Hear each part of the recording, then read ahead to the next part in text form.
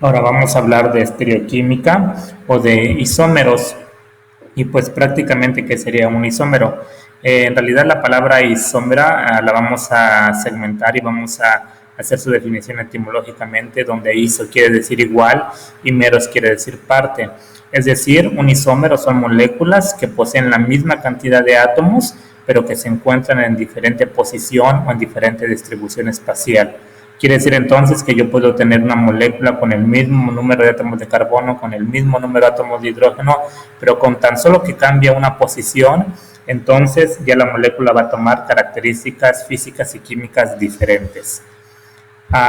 Los isómeros, entonces, también podemos decir que existen dos especies diferentes.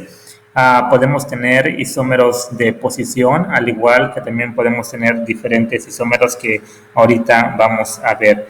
Acá tenemos un ejemplo, así rápidamente, si nosotros notamos, acá tenemos una molécula, es el butano, tiene 4 átomos de carbono, si notamos, tiene 3 hidrógenos y 3, son 6, y 4 hidrógenos sería 10 hidrógenos, es decir, tiene 4 átomos de carbono y tiene 10 hidrógenos. Sin embargo, si yo veo aquí, existe la misma cantidad de átomos de carbono, hay 1, 2, 3, 4 átomos de carbono y hay que 10 hidrógenos. Lo único que pasó aquí, que esta molécula, un carbono cambió de posición y su estructura de la molécula es diferente. Quiere decir que esta molécula, a pesar de que tiene el mismo número de átomos de carbono, el mismo número de átomos de hidrógeno, pero esta por tener una posición diferente, esta molécula hace que tenga propiedades físicas y químicas diferentes.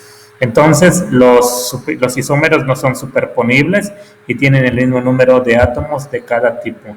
A grandes rasgos, la isomería puede ser de varias formas.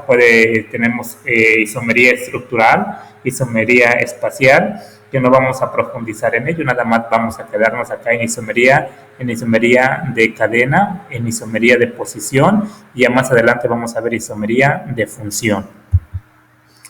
Aquí podemos ver el siguiente esquema también, que nos quedaríamos en esta parte, que sería estructural, que sería cadena, posición y función. Y esta parte pues ya sería más avanzada, que no vamos a revisarla. El ejemplo que tenemos acá de isomería de cadena, si nosotros miramos esta molécula, tiene 2, 3, 4, 5, 6, 7 átomos de carbono, y lo único que pasó aquí es que un carbono aquí se cambió de posición. Entonces esto lo que hace es que tiene el mismo número de átomos de carbono, el mismo número de átomos de hidrógeno, pero como hay una posición diferente, entonces esto le vamos a llamar isomería de cadena. Isomería de posición se le llama porque acá tengo un grupo OH, y lo que pasó que ese grupo OH cambió de posición, estaba al final de la cadena, y pues acá veo que es en el carbono número 2. Y isomería de función, en realidad esta molécula no perdió nada, lo único que hizo fue que este oxígeno se cambió, y de ser un OH cambió nada más oxígeno, y únicamente a eso le llamamos como isomería de función. Entonces, podemos decir que los isómeros los podemos ver de esta manera. Entonces, ya vimos el caso del butano, tiene un isómero, y cuando miramos el caso del pentano, por ejemplo, acá tengo el pentano.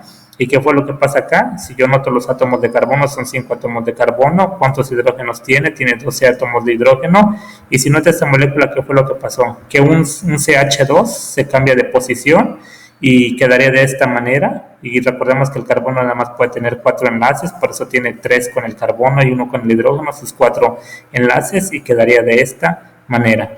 Y también lo puedo poner de esta manera, igual cuántos carbonos tengo, hay 5 átomos de carbono, y cuántos hidrógenos tengo, también 12 hidrógenos, aquí hay 12 hidrógenos, aquí hay 2 hidrógenos y 5 átomos de carbono, de tal manera que puedo deducir que conforme va aumentando el número de carbonos, el número de isómeros también va a ir cambiando. Quiere decir que esta molécula yo le llamaría isobutano porque es un isómero del butano.